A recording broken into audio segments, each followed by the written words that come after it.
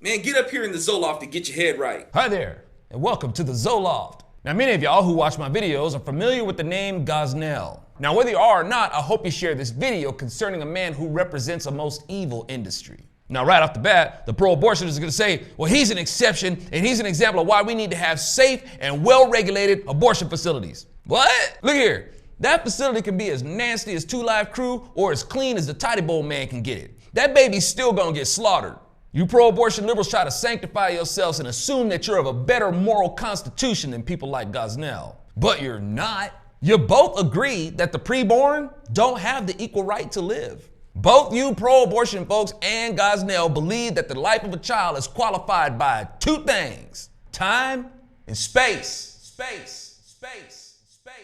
Concerning time, man, they are more strict on fishing season laws than they are on the 9-month open season on the preborn. And Gosnell actually treated abortions like a dang trophy hunt. He cut off the feet of the babies and kept them like he was frickin' Predator. Wait, scratch that, because even Predator wouldn't kill women who were pregnant.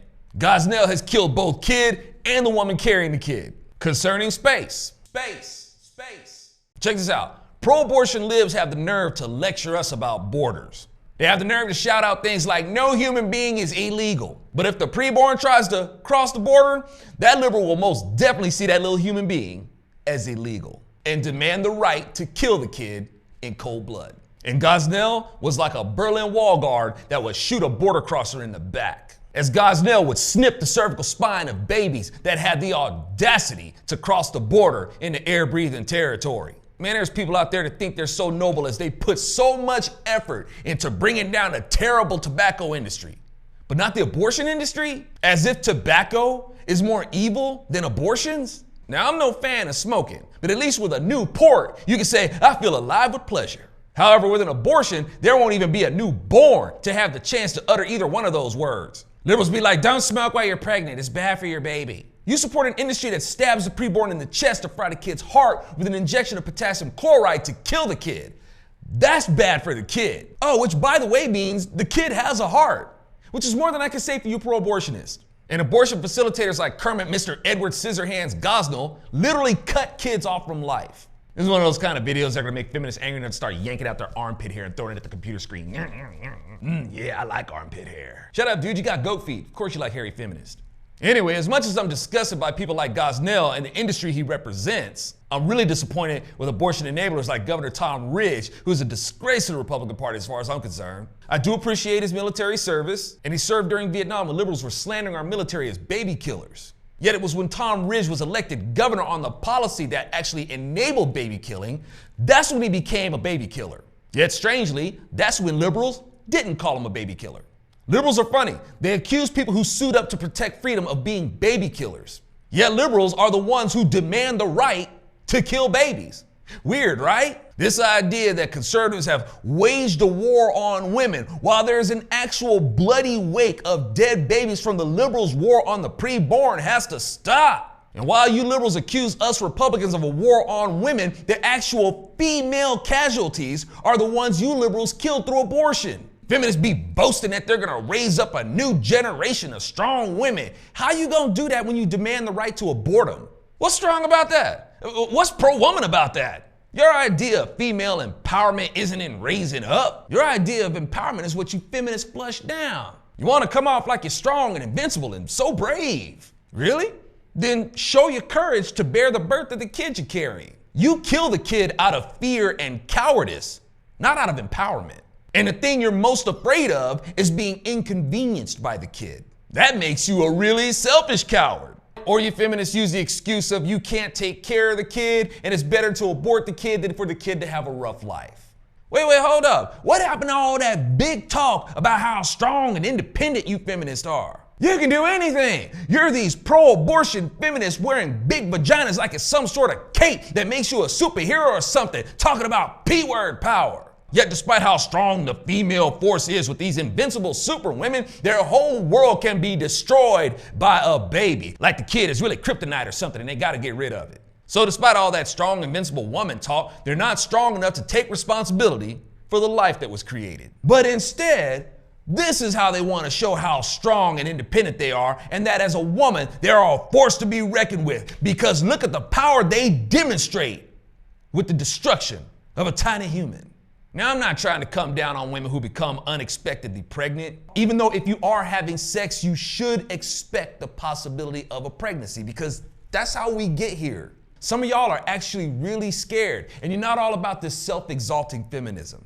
Y'all, I understand that. I'm coming down on those who try to delude you into thinking that it's empowering and courageous to kill a kid. There's no courage in killing a kid. It's not like that kid is coming at you with a bomb strapped to it and you gotta pull the trigger to save the lives of others. And the contradiction of these liberals who claim to be champions for the little guy is a blazing joke.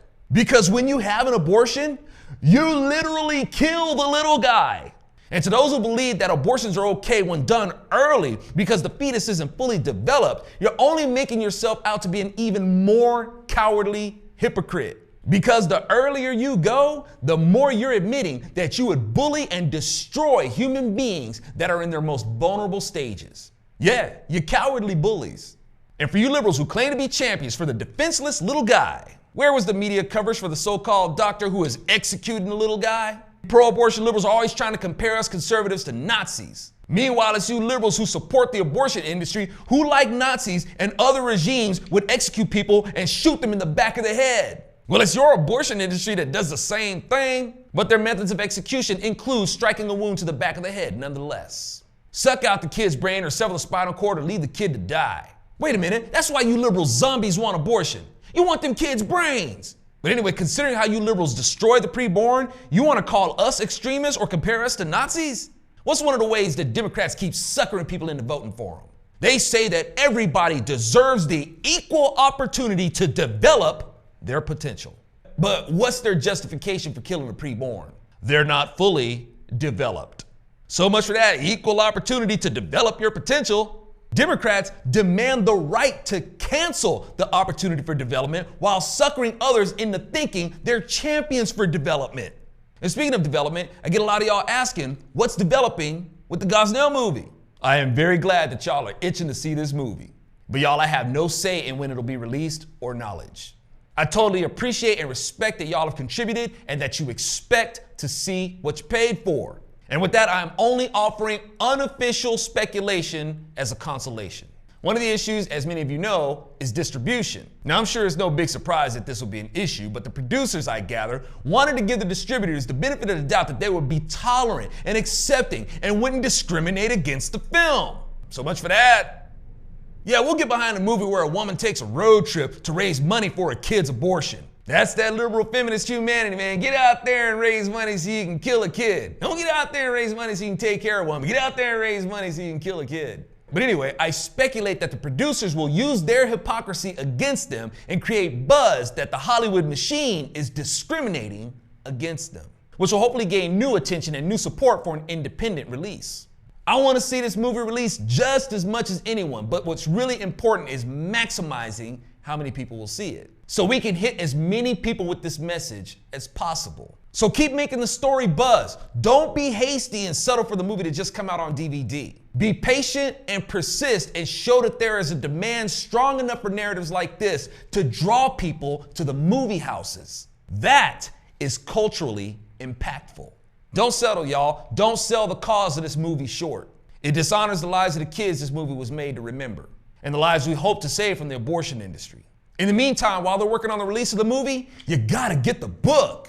I've seen some cynics out there already saying that they just published this book to make more money.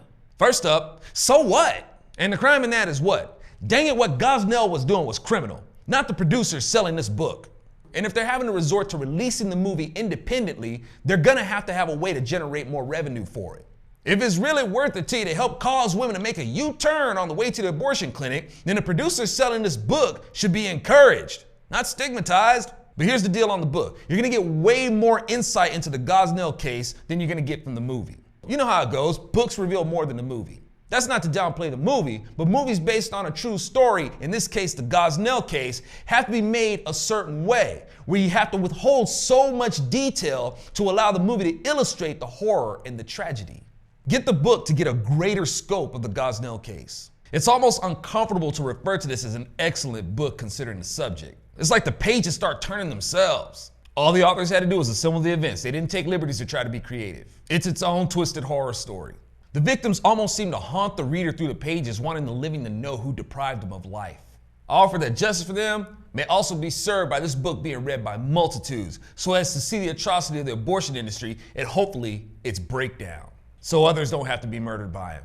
Thanks again for hanging out with me in the Zoloft, y'all. Be sure to share with your friends, family, even people who get on your nerves. Because remember, y'all, when you share and support my work, a little bit of leftism dies.